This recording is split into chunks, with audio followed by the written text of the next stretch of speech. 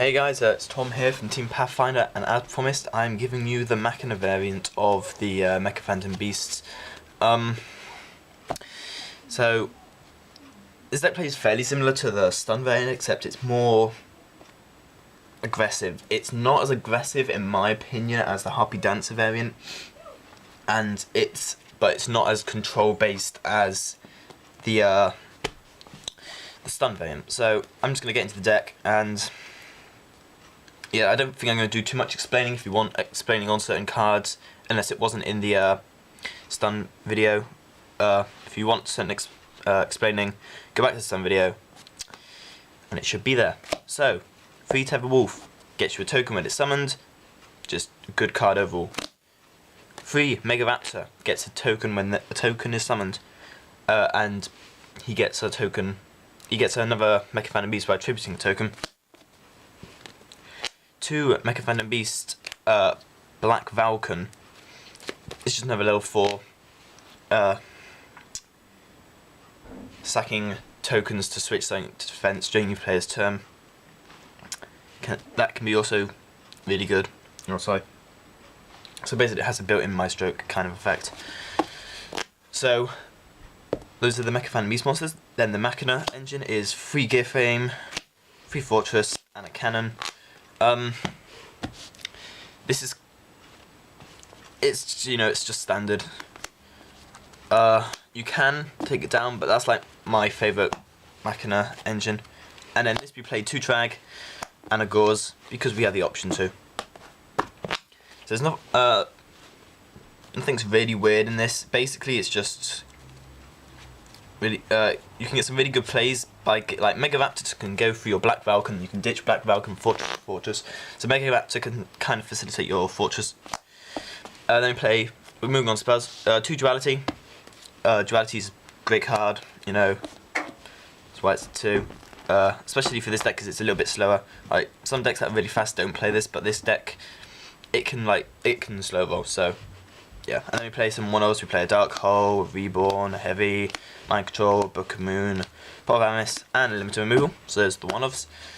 And then 3 offs, 3 MST. This deck can have a small problem with cards like Bottomless and Deep Prison, so MST is in there for that. Torrential doesn't really hurt the deck because they can't restore while you have tokens. But again, 3 MST because it's kind of becoming a staple right now with like Murmurs and Fire Fists, just responding to those continuous spells and traps. And then we play 3 Fires of Doomsday, because Fires of Doomsday is basically Lance for this version, although you could play Lance over it or alongside it, just because of the fact that this gets a token, so your cards are not, your Mecha Phantom Beast aren't going to be destroyed by battle or card effect. So it just seems really good. It offers up tokens as well for that, so you get 2 tokens, so it's really good. You don't play Scapegoat. I've seen a lot of people saying play Scapegoat in this, play Scapegoat. Scapegoat looks like it's going to be a really good card. It's not, it clogs up your field too much. Because you're not playing any tuners or anything like that, it's really hard to get rid of them. Like, the problem is that this is your go-to card, so you go into this guy, he will get you a token, and then you'll usually end because you won't be able to do anything. If you have Scapegoat, you only have 3 spaces open, so you can't play Scapegoat, which is why Fires of Doomsday is much better. So that's just why because it just clogs up your field too much. Like sometimes it's good, but most of the time I played it, I found it was bad. So that's why I know Scapegoat. Next up, Judgment Warning, Solemn Joe, Torrential, and Bottomless. 2 of each. That's got like my favourite trap lineup. This because I really like the responding to the summons rather than the like the attacks. So I prefer to play the Bottomless and the Torrential over the Mirror Force and the Deep Prisons. It's just personal preference. But this is like my favourite trap lineup. If you look at most of my decks, you'll find that if they have like a trap lineup, those would probably be the traps. Some of them have Mirror Force in because I just think Mirror Force is better than Deep Prison. So that's that. And then finally, 2 Aerial Charge. It's basically the same as Fires of Doomsday, except it's more relevant because it's a Mecha Phantom Beast token. I'm pretty sure you can play this during your opponent's turn. So You know, if your opponent's going to attack, you play that, get a token. If it's your turn, you can play it and then just sack it straight away. And it's optional cost to tribute to keep it, so you don't have to. Moving on to the extra. For 4s, we play a Utopia, a Maestroke, a Roach. Roach is just... it's okay now. Like, I might cut it, I don't know. Abyss Dweller, because, well, Murmurs are a thing. Abyss Dweller is a thing. Emerald, Chain, because they're going to become staples. Shidori, and yes, this is a Japanese Shidori. All you make fun of is the wind, so it's very likely that you're going to be able to make this card. So by making him, you get to bounce the set card to the bottom, and then every turn you go top deck that, you go to top deck that, and you don't even need to detach to get his first effect, which is what makes him really good. And he's 1900 attack, which isn't even bad for this format. If you can get Shidori with protection, you're good to go. And then finally play Geigen X, just because it can search out good cards. Onto the 7s, we play Gaia Dragon, because this deck can make it. And if you need a bit of piercing, you've got your piercing guy. There was one game I think I won because I had Spirit Reaper, and I was thinking, oh, I can go to Dracus, I can pop it, and I was like, oh wait, no, I can just go Gaia Dragoon and pierce through for the game. But that's only happened once. But, you know, if I took it out, then it's like, if I take a card out, options will open up themselves all the time that I need it for. Then we're playing a number 42, Starship Galaxy Tomahawk. So what Tomahawk does is you detach to and new materials from it. Oh, you need 2 level 7s. By the way, all these cards are going to be level 7s until we get to the last letter Z. You detach 2 XYZ materials from it. So by summon as many, what's it called?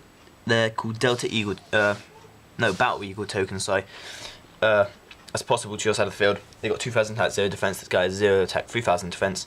And your opponent can't take any battle damage, and you destroy all the tokens in the end phase. So basically you use him for board wiping. That's kind of what he is for. You can get over like lots of small threats. And then we play 1 copy of Big Eye and 2 Dracosac. So this deck doesn't really need to play too many level 7s.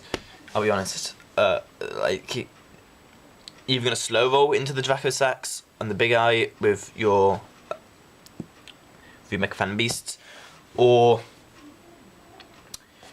you're going to use a Fortress, and then you're sort of you don't always want to use your Fortress Xing, so you know that's why you only need like that money.